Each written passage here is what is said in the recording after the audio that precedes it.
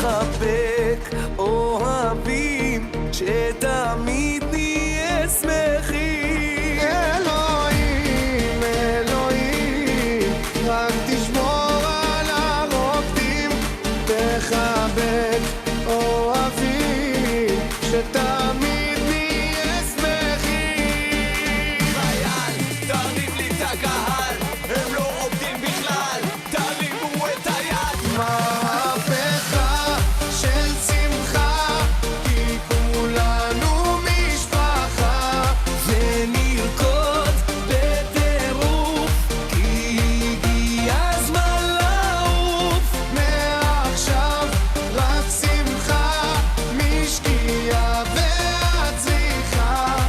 השתגענו מודים, אם שותים כן רוקדים. העם דורש קצב מזרחי, העם דורש קצב מזרחי, העם דורש קצב מזרחי, העם דורש קצב מזרחי. All the party people, let me see you move. All the party people, let me see you move. מהפכה של שמחה, כי כולנו משפחה, ונרקוד בטירוף, כי הגיע הזמן לעוף. מעכשיו רק שמחה, משקיעה ועד צריכה. השתגענו מודים, אם שותים כן רוקדים.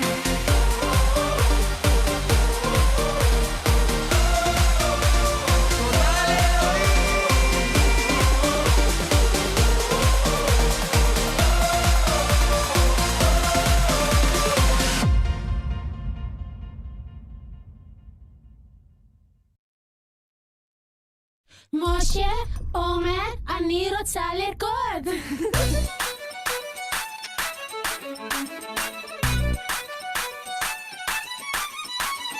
אין לנו זמן, שחור או לבן, שנה את הגישה, היא אומרת נצא למרדף, מקצב מטורף, רואה את החיים קצת אחרת. עזוב חתונה, שמלה לבנה, חבל לה על הכסף, עם כל הכבוד ויש לה כבוד, היא רק רוצה לרקוד.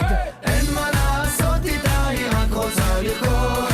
איפה לא תיקח אותה, היא רק רוצה לרקוד. מהחוף של מיקונוס עד החוף של מוש, עליה לבן, תחשוב על מחר, היא רק רוצה לרקוד.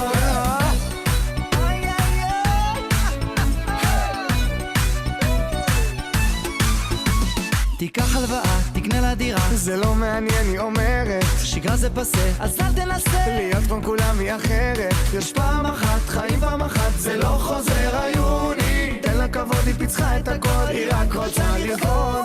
אין מה לעשות איתה, היא רק רוצה לרקוד. איפה לא תיקח אותה, היא רק רוצה לרקוד. מהחוף של מיקונוס עד החוף של מוש, עליה לבן, תחשוב על מחר, היא רק רוצה לרקוד. אין מה לעשות איתה, היא רק רוצה לרקוד. איפה לא תיקח אותה, היא רק רוצה לרקוד. מהחוף של מיקונוס עד החוף של מוש, היא רק רוצה לרקוד. זה עושה אותה סקסית, עושה אותה יפה, עוצם את העיניים, רוקדת יחפה. עושה אותה סקסית, עושה אותה יפה, עוצם את העיניים, רוקדת יחפה. רק לרקוד, רק לרקוד, רק לרקוד.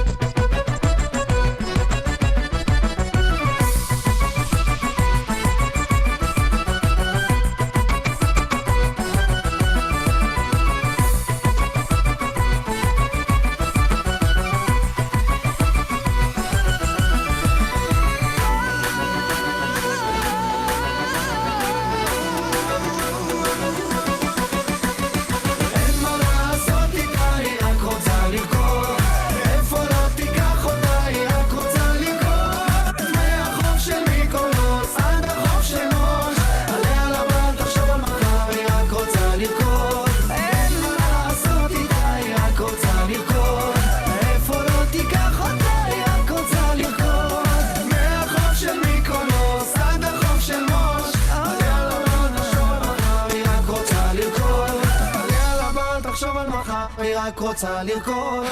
רגע, פיניטו?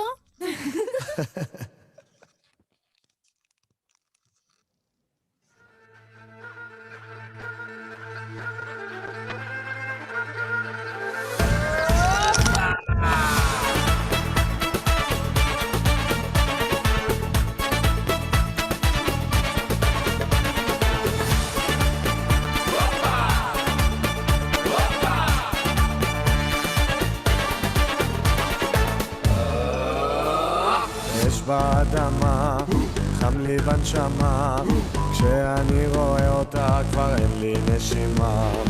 איזו בחורה, גוף נוטף זהה, משתוללת ורוקדת כולה מסביבה. הנה אני ים, קצב מטורף, כל הרחבה בוערת ואני נשרף. כמה היא יפה, איך היא מטריפה, ואני נמשך אליה כמו אל תוך סופה.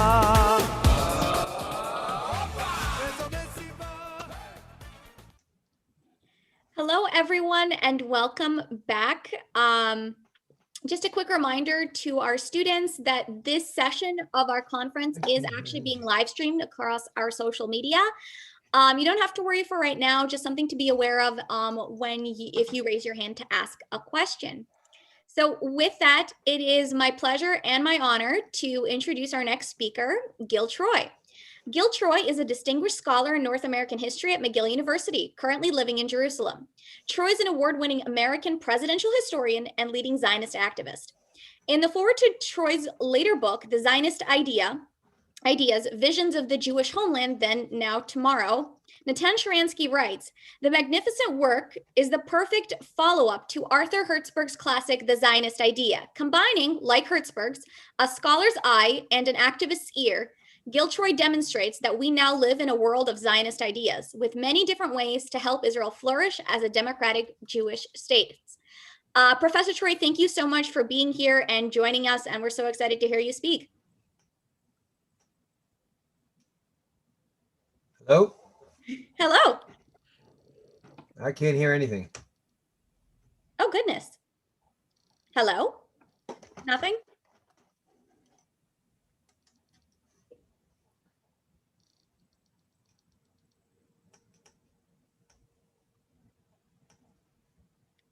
Well, while we try to figure out the technical aspect of this, if you have not had a chance to read Professor Troy's book, The Zionist Ideas, I highly recommend it. It is very detailed, very eye-opening, and definitely makes you think about where you fall in your own sort of Zionism and what that kind of looks like. I'm getting out. Hello? Can you hear us now? Well, hopefully he will be able to join us in just a second. In the meantime, I hope you are all doing well and enjoying the conference.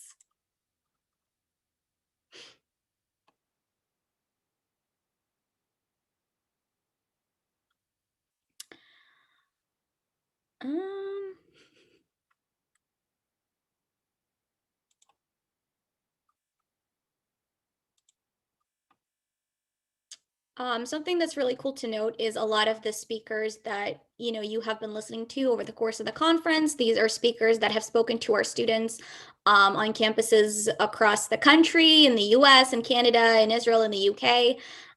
So just something to keep in mind that this is not the last opportunity to hear some of these wonderful speakers.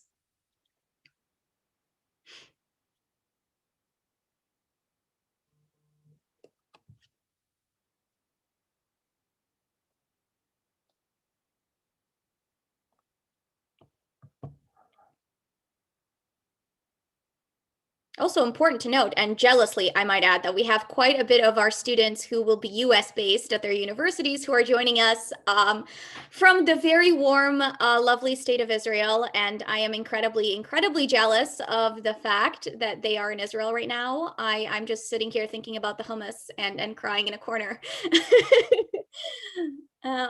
But hopefully you are all having a good time and getting to explore the country, check out some of the museums. I think there's more museums in Israel than probably in any other place in the same size. So museums are always fun.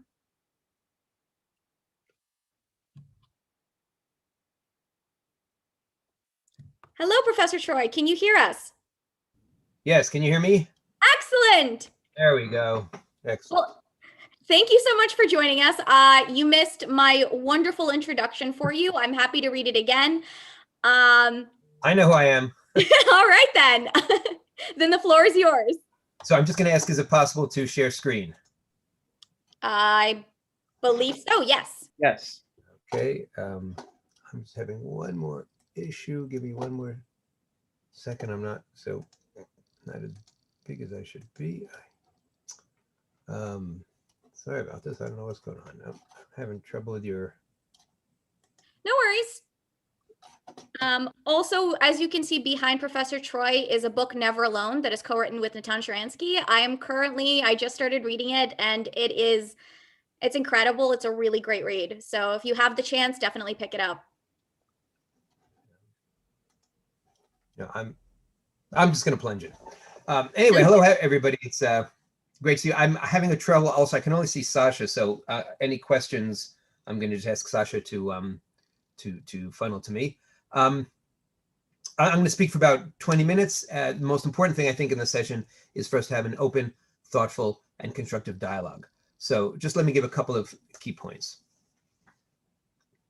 At the very start of the Gaza operation, I was asked by some McGill students to speak to them, just to consult with them on a very informal basis. And we went back and forth, what time, and the best time for them was 4 p.m. for me on Friday. They were waking up 9 o'clock in the morning on Friday morning, just to kind of see if we could talk these issues through.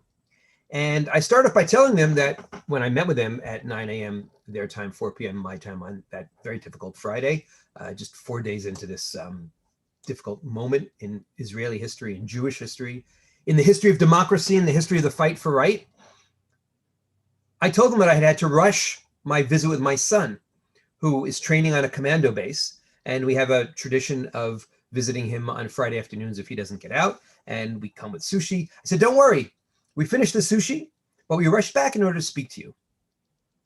Now I said, I'm not saying that in order to make you feel inadequate because he's this superhero commando and you're mere students. I said, I'm like you, and I'm saying this to you. I'm like you. What was I doing when I was 18, 19, 20? I wasn't potentially sacrificing life and limb. I was a student. And what am I today? I'm merely a laptop warrior. I said, but here's the thing that I'm really thinking about. When my son, and next year when my daughter, come home from the army, they get firgun. And I taught them the Hebrew word firgun. Firgun means lots of positive reinforcement. Attaboy, kol hakavod. Can we give you something free? So for all their heroism, for all their courage, they're actually getting a lot of social reinforcement. When you stand up on campus these days, and I'm sorry to say increasingly, when you stand up in the public square these days in America, and you stand up with camera these days, it takes a real courage because you're being countercultural. So my kids have a certain kind of courage, but all of you have a tremendous courage, and it is unfair. It shouldn't take courage to stand up for democracy. It shouldn't take courage to call out terrorists. It shouldn't take courage to stand for what you believe in. And so that's my first message. Thank you. And kol hakavod. You may not get firgun, you may not get support from others, but you certainly get it from me because I know how difficult it is, how challenging it is. The second thing I want to say is how important it is for us to approach these issues with nuance. Not everyone who criticizes Israel is a traitor. I criticize Israel sometimes. I criticize the prime minister sometimes, the foreign minister sometimes. We've just had round after round after round of elections where we saw how much Israelis love democracy because they kept on voting again and again and again. But what does that show? It shows that there's a very healthy, vigorous, rigorous, intense, very Jewish with throwing our hands up around debate about who we are, about what to do. And every democracy, every healthy democracy needs that kind of debate. But every community by definition has certain boundaries. And every community, like Abraham's tent, has to be open, right, left, forward, back, but also needs some definitions. We need some red lines. And so when 100 rabbis, rabbinical students, come out with a statement during the first week, that same first week of the Gaza conflict, and they call out Israel, and they say that there has to be a racial reckoning in Israel, just like there's a racial reckoning going on in the United States, I can call them out for their sloppiness and say, really? Like, are you so self-involved that you can't see the difference between what goes on in the United States of America and what goes on in the Middle East? Are you so self-involved that you have to racialize everything? And while there are racial issues in the United States, the conflict between Israelis and Palestinians is a national issue, not a racial issue. And how dare people whiteify Jews? First of all, we note that those people who disdain whiteness somehow find Jews to be white. But those on the far right who worship whiteness say Jews will not replace us, don't consider Jews white. But more than that, we also know that more than 50% of Israelis come from the Middle East, are refugees or children of refugees or great-grandchildren of refugees. But what do we call them? We simply call them citizens from the Arab countries and the Muslim countries. And they're dark-skinned as well. It's not a skin issue. It's not a racial issue. So I can call them out on their arrogance. I can call them out on their narrowness. I can call them out on their lack of empathy. But I don't call them anti-Zionist. But when Jewish studies professors and Israel studies professors, and I'll be very happy to share any one of the references I make afterwards, when Jewish studies professors and Israel studies professors, over 200 of them, I think is the latest count, sign a petition in which they call Israel a settler colonialist enterprise. And they use the phrase Jewish supremacy, which, by the way, comes straight from the Nazis. So why don't they just use the original German instead? When they use all these phrases in order to demonize Israel, then I say, wait a minute, you've crossed a certain red line. And when CUNY, University of New York, law students call for freedom from the river to the sea, and we know how Palestinians use that phrase. They use it to mean no Jews allowed between the river and the sea, not as some kind of democracy. I then, with my writing partner, Natan Sharansky, after having written this book that Sasha kindly mentioned, Never Alone, which calls for dialogue, which calls for unity, which acknowledges dissent, which acknowledges differences, also draw a clear red line and call those people un-Jews, not non-Jews, because actually many of them, these Jewish studies professors, these Israel studies professors, are leading the Jewish community, at least purporting to. I don't say that they are not going to synagogue. They often can be found leading services on Friday night. And I don't say, as they say in England, oh, you're as a Jew, where you have no connection to Israel or no connection to the Jewish people, but you happen to be born Jewish, and you just say, as a Jew, just to sort of assert your Jewishness to knock down the Jewish state. No. What is an un-Jew? An un-Jew is someone who's trying to undo the Zionist project, disentangle the linkage between religion and nationhood in Judaism, and undo the central consensus since 1945, and certainly since 1948, and certainly since 1967, which is a central part of being Jewish, especially if you're not religious, is being connected to peoplehood and statehood, and Israel in particular. And they are un-Jews. And then they yell and they scream and they say, how dare you criticize? And I say, wait a minute, for years you've been telling us that the only way to have a healthy relationship with Israel is to criticize. And all of a sudden, when we criticize you, you get all thin-skinned and offended. And then they gaslight us because they say, oh, no, these phrases actually are not, from the river to the sea, is simply a call for Palestinian equality. How dare you be against Palestinian rights? I say, you're going to preach to Natan Sharansky about human rights? Natan Sharansky has been calling for Palestinian rights for decades. In fact, he's the one who called out Yasser Arafat as a dictator and said that we Israelis were making a mistake by imposing a dictatorship on Palestinians. And then they say, oh, settler colonialism. Look, Theodor Herzl used the word Jewish colonial trust, colonial. You see, they were colonialists. I say, yeah, but if you read his diaries, you see that he said the Europeans come to different countries just to exploit. We're coming to stay. We're coming home. It's not colonialism. It's not imperialism. It's not racism. You want to criticize Israel, fine, but why use those words? And when you do use those words, be honest and admit that they are delegitimizing. And then when you use a phrase like Jewish supremacy,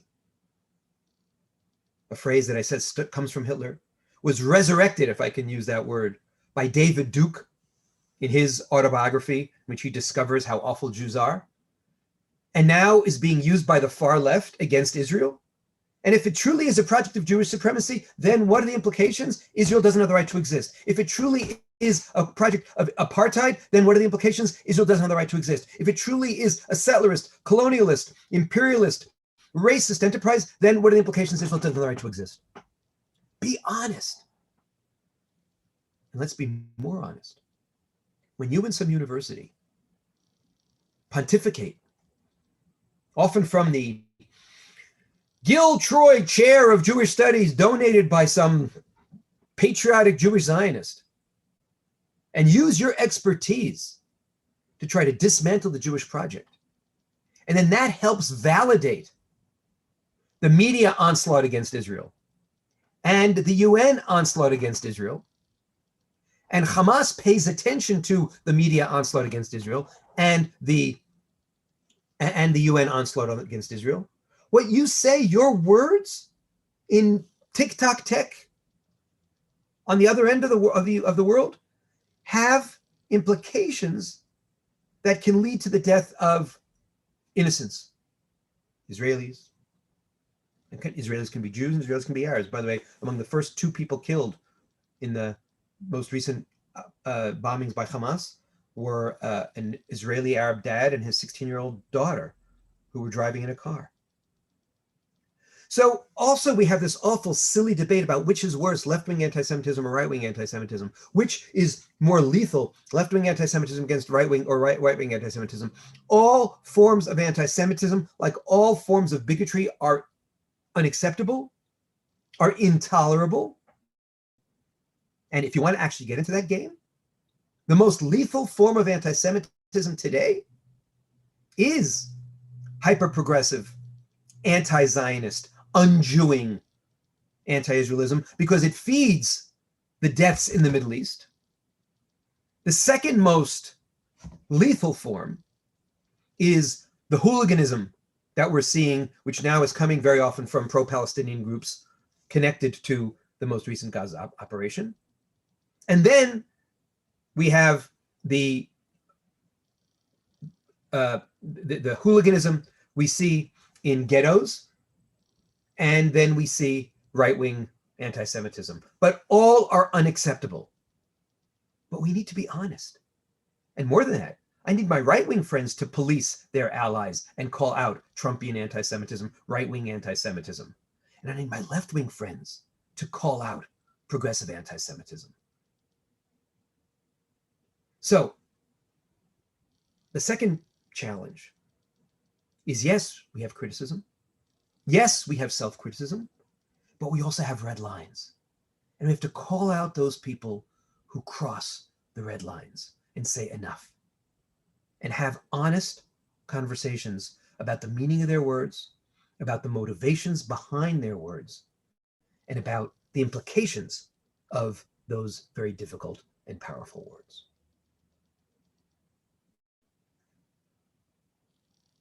And a third point, we cannot let the bad guys run the conversation. And I mean that on 3 ways. First, don't enter into a conversation in which the terms of the debate are always set up, where you're already going to lose. We dance to their drummers all the time.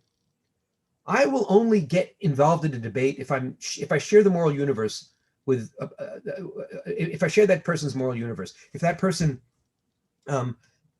believes in suicide bombing, if that person can justify hiding ammunition and terrorists behind innocent civilians, I don't share their moral universe. And we on campus have to choose our battles wisely. That's the first thing. The second part of it is that we have to raise our own issues. And we have to say, hey, wait a minute. You call for equality? What about our equality? You call for dignity? What about our dignity? Why is Palestinian nationalism kosher, but Jewish nationalism isn't?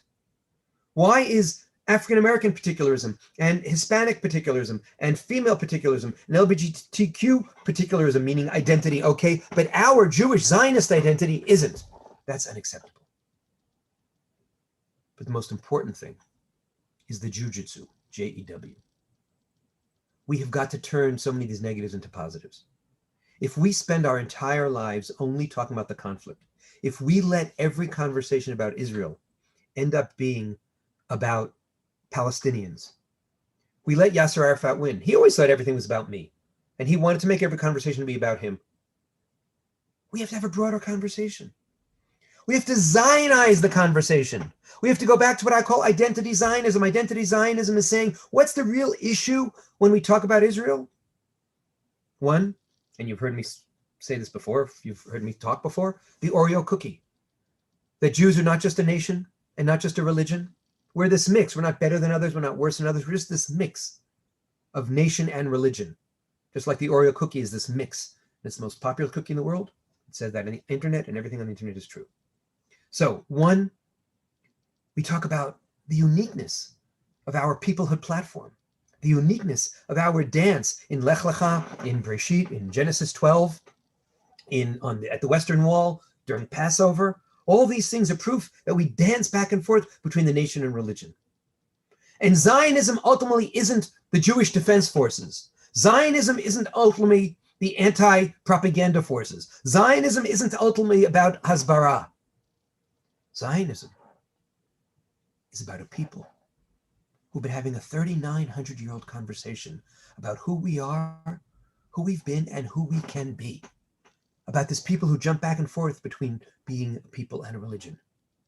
And who then suffer millennia of homelessness and of powerlessness and wander and endure one of the worst crimes in history, the Shoah, and nevertheless persevere and nevertheless dream. Im tirtzu ein zo agada, if you will, it is no dream. And they come back to the land and they work the land and the land flourishes and it becomes startup nation and thank goodness vaccination nation and values nation and our nation. And it becomes a part of our conversation and it becomes a part of our identity journey. And no one has the right to take that away from us. And so as much as we need to spend time defending ourselves, as much as we need to spend time calling out the delegitimizers, we need to re-legitimize. We need to have a thoughtful, happy, delighted conversation about how lucky we are to be living in 2021. Because for all the challenges, we are blessed to have a Jewish state. We are blessed to have a Jewish people. We are blessed to know that we're part of this big, broad network. So no matter where you are, you could be like Natan Sharansky, 9 years in the Gulag, and you know you're never alone. You could be on that campus and feel out there, but you know you're never alone. You could be walking on the streets just having sushi in Los Angeles or cycling in Times Square and be attacked. And at that moment, you feel very vulnerable, but you know you're never alone. And so that's my message to you. And again, I'm keeping it purposely short because I want to have a conversation. I want to have a back and forth. I want to hear what you're hearing. I want to hear I want to hear about the issues that you're facing. I want to see what arguments I can help you shape. What arguments you can sharpen. But most important of all, I want to remind you, I want to invite you, I want to challenge you to keep dancing and keep singing and keep celebrating and keep toasting and keep shouting and keep enjoying the fact that we are one people. We have our problems, we have our renegades, we have our un-Jews, but mostly look at the polls. The un-Jews get the headlines. The if not nowers get the headlines. But the overwhelming majority of American Jews support the state of Israel, delight in the state of Israel, are proud to be part of the Jewish people, and understand, when I hope you have a chance to visit Israel again, as those birthwriters do, and they come to Israel and they say only 2 words, that Israel is awesome. So I want to invite you into that awesome conversation. I want to invite you back when it's safe to this awesome country of ours. And I want to thank you for all the work that you do. I know it's not easy. And I'm happy to have questions funneled through Sasha. Thank you so much, Professor Troy. I always feel so much more empowered and I feel so much more excited to be a Zionist. Not that I'm ever not excited to be a Zionist after hearing you speak. You're very inspirational in that way. So what I'd like to do right now is invite our students to, if they'd like to raise their hand and submit a question and come on screen, they are more than welcome to. If they do not want to, they can also submit it in the chat. In the meantime, I'm going to start the ball rolling with a question that I think is really, really important, especially with everything that you've touched upon, Professor Troy, which is this idea of Zionism as colonialism and Zionism as this racist endeavor. And I think it'll be really helpful for us, for our students to know, is if you can touch upon where that came from. Did it start with the UN a resolution that declared Zionism as racism? Did it start before that? And how did this come to be to the point where we're seeing anti-Israel and anti-Zionism rhetoric being regurgitated in active anti-Semitic attacks against American Jewry? That's an excellent question. Thank you. So first of all, to sound like an obnoxious professor, I wrote a book called Moynihan's Moment, which is about the fight against Zionism as racism. And so indeed, a lot of it is rooted in that awful moment in 1975 when the United Nations declares Zionism to be racism. And why do they do that? Because they're looking for language. Who's they? The Palestinians, and at the time the Russians, are looking for language to delegitimize. And what is the language that you can use in the wake of Nazism, in the wake of the Civil Rights Movement, at the very start in 1975 of the anti-apartheid movement? What's the language you can use to best delegitimize the Jewish state? You can't call it nationalist, because at the time it wasn't a dirty word, because Palestinians are saying, hey, I'm nationalist. But you call it racist. And so we see this injection, we see this very careful and thoughtful and calculated and sophisticated injection of the word racism into the conversation about Israel and the Jews. And Daniel Patrick Moynihan, who was the US ambassador to the time, a liberal, by the way, who, by the way, got to the UN and said, I never had this deep tie to Israel. I was an academic and I had these Jewish friends who were very excited about Israel, but I never even got one of those fun free trips. But he sees Israel being attacked and he stands up because he doesn't like bullies. He says, hey, wait a minute.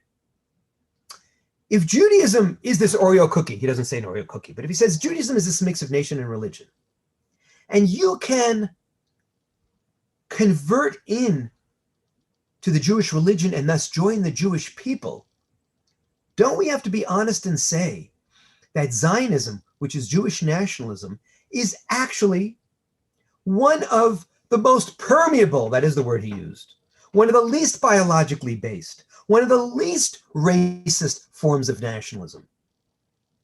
And then, speaking to African Americans who'd worked with Martin Luther King, who by 1975 has been dead already since 1968 for 7 years, but people like Bayard Rustin, who'd been Martin Luther King's lieutenant, they say, if you hijack this word racism, and which you said the same thing about apartheid and white supremacy, if you hijack these words, these phrases, and you use them against Israel, when it's not a racial conflict, you're going to diminish the power of those terms. And why is racism such a problematic concept?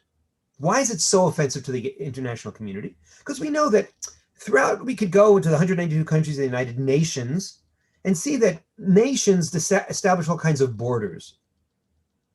There are all kinds of ethnic conflicts in the world. But to make distinctions based on the color of one's skin, based on biological, which are immutable factors, is considered to be particularly heinous. And I challenge Human Rights Watch. I read their report where they call Israel an apartheid state.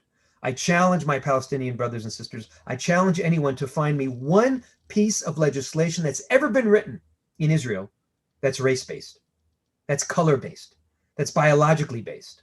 Of course, it wouldn't work, as I said, because I point out, you know, again, it's very strange. In the last 5-10 years, even in the American Jewish community, we become more and more aware that we have Jews of color, right? When we certainly have Jews of color in the Middle East, but we also have them in the United States. And yet more and more in these most recent years, we've been accused of being white and white privilege and white fragility. I'm giving a very long-winded answer on purpose because this gets to a core issue. Because at the end of the day, my friends, it's not really about race. Although, again, there's this annoying desire to impose whatever's going on in America on Israel. Let's think about it. In the 1970s, when racism was so heinous, Israel became racist. In the 1980s, as apartheid became the cause of the day, Israel became an apartheid state. Today, when we look at the language that's used to call out Israel, from settler colonialism to ethno-nationalism to white privilege, on and on and on, it sticks. And then when George Floyd is murdered by a cop, all of a sudden, what do we say? What do we say, right? What is said about us? Oh, those cops are only using techniques that they learned from the Israeli army. Really? Do you think American police, some American police, those American police who are racist, need to learn from the Israeli army how to be brutal or how to be racist? But what's going on here? When Israel is guilty of every single sexy crime, every single trendy crime, decade after decade, we realize it's not about the accused, it's about the accuser. And that's why the great historian Robert Wistrich of blessed memory called anti-Semitism the longest hatred. But I call it the most plastic hatred. It's form-fitting. It's artificial. It's adaptable. It's movable. And it's often lethal. And we've seen this. This is an old trait that we all know from Jewish history. Jews were Marxists and Jews were the Rothschilds. We were too rich. We were too poor. We assimilated too much. We didn't fit in enough. We stand out. We stick out. We're guilty of everything. And notice on campus, when Israel is guilty of the trendiest of crimes, and it keeps on changing, it keeps on getting updated and keeps on expanding, and now it's being validated by some Jewish studies professors and some Israel studies professors, you go, whoa, that's not my problem, buddy. That's your problem. You're the slob. You're the bigot. You're the anti-Semite. And yes, Jews can be anti-Semitic too. That was a really interesting answer. And I definitely see a lot of these trends. And I like how you referred to it as the trendy crimes, because it does tend to happen. It's like, oh, something bad happened. How long until they blame the Jews? 5, 4, 3. Oh, there it is. COVID, right? COVID 48. I mean, it's insane. Exactly. On the other hand, it also shows we're very busy, right? It's hard to be involved in every single major crime. And it's also, I should also say, I want to say one really important thing, that we Jews, we do a beautiful public service, because in an age where the far left and the far right can't get along about anything, it's really nice that they can at least hate us and agree on that we're all responsible for everything. So we've actually done one good thing. Fair point. Our first. I'm glad David Levive is laughing. It shows that you get that I'm sarcastic. David, you just got a shout out. Our first student question here is going to be from Aiden. Aiden, if you want to unmute yourself. Yeah, kind of going off on what you said in your last remark.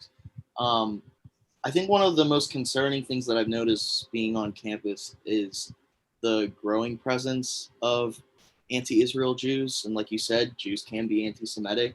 And while it's not the majority of Jews who feel that way, I still think that it's like, excusing a lot of the violence, because they could point to the Peter Beinarts and the If Not Now people.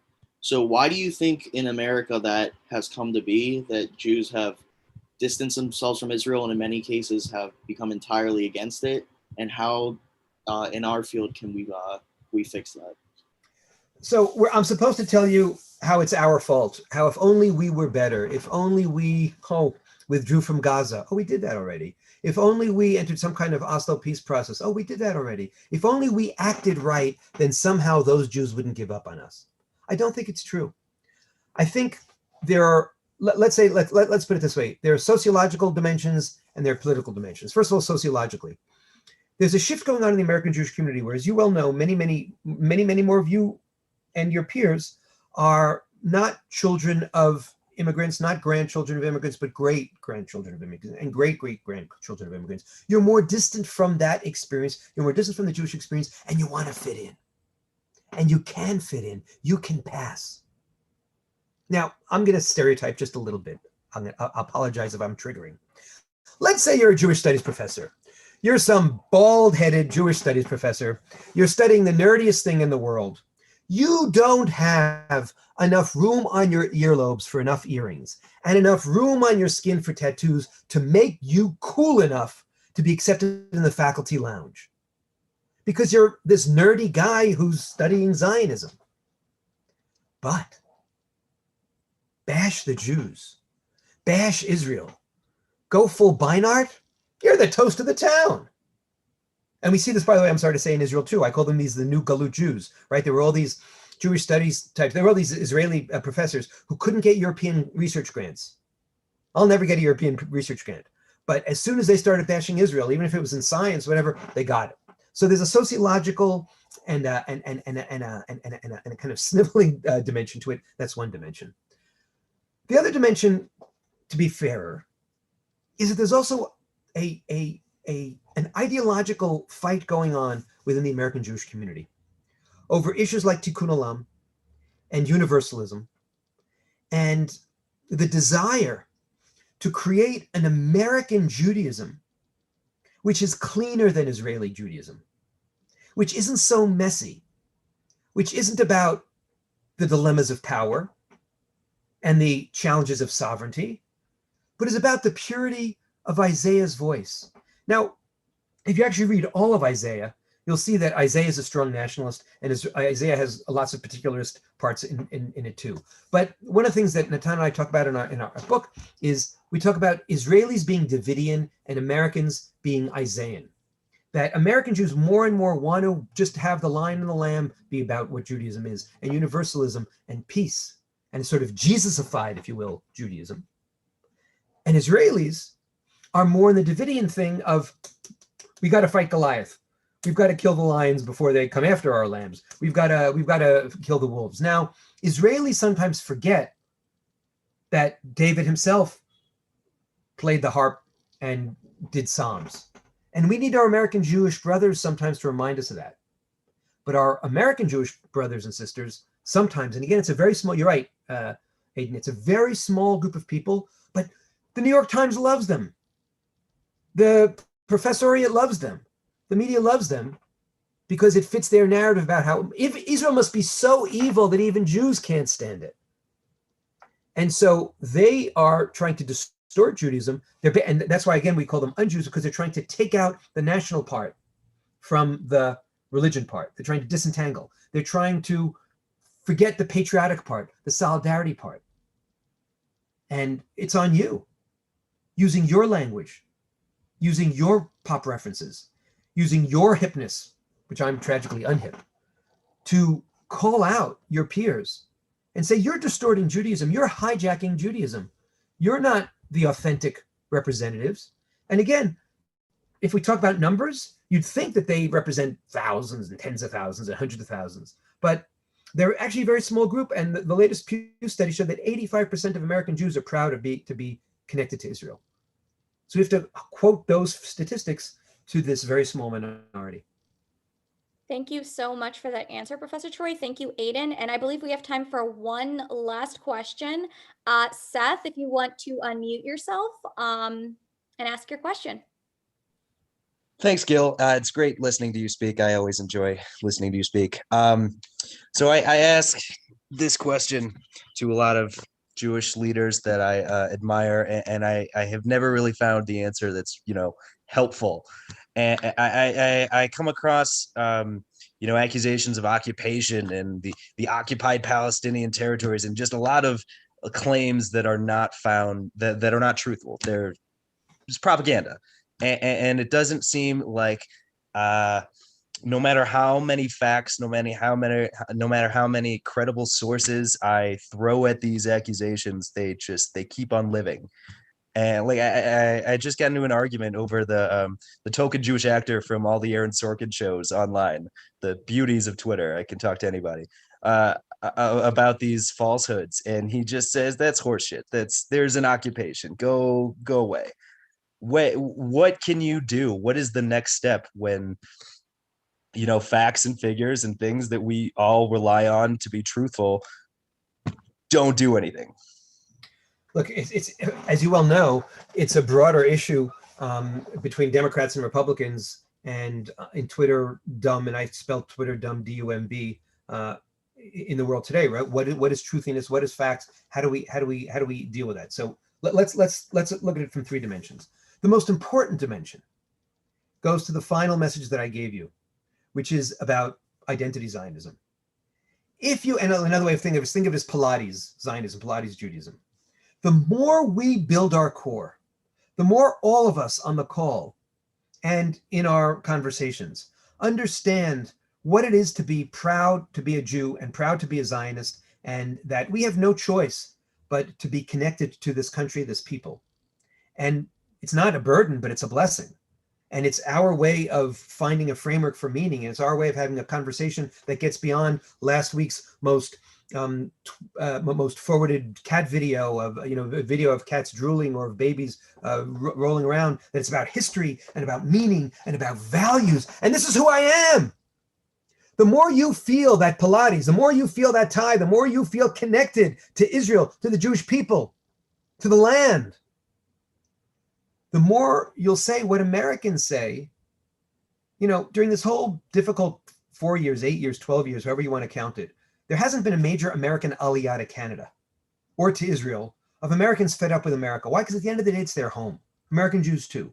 People bash America, but they connect to it. They stick with it. The more we have that deeper conversation about Israel is ours and Judaism is ours and Zionism is us, the more we'll transcend that conversation. And as we do in Israel, in Israel, we have this phenomenon of peace now leaders fighting to defend Israel during every single Gaza operation. Why? Because they understand that the bombs don't do a little public survey and say, oh, are you a good Jew or a bad Jew?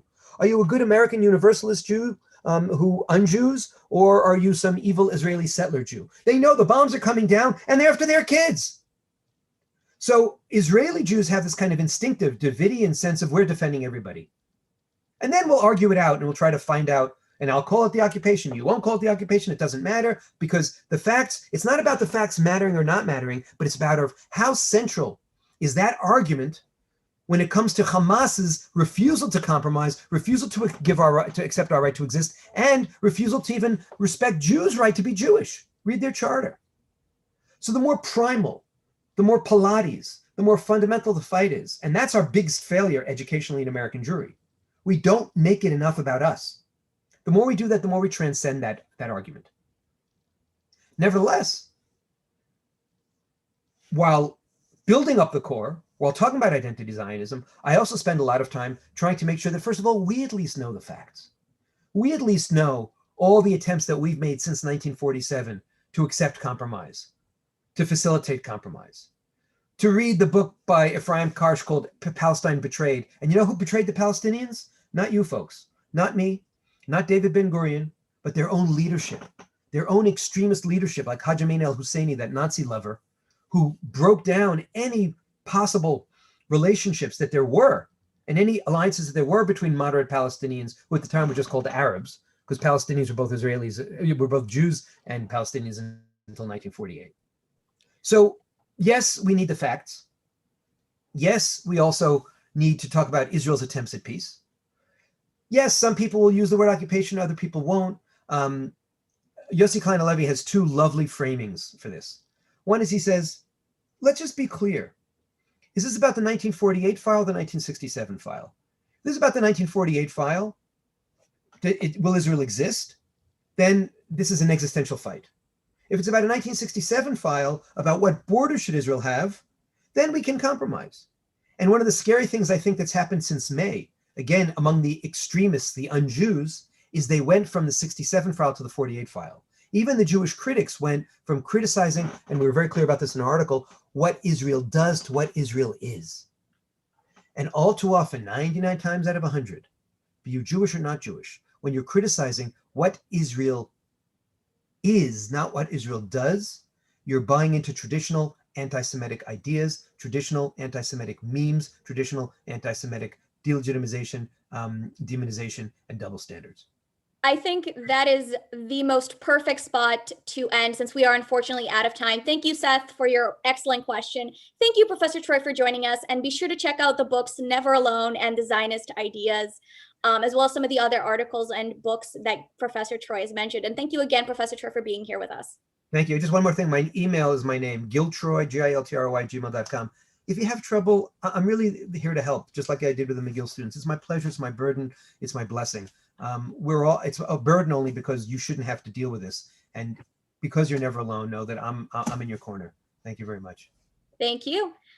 We will now take a very brief break and we will come back for Fortitude in the Fight. And hi, Aviva.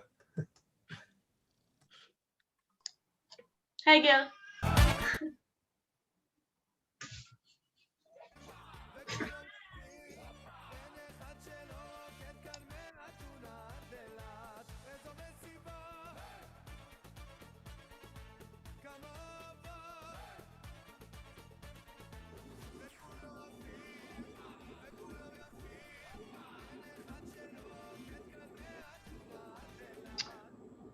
Hallie?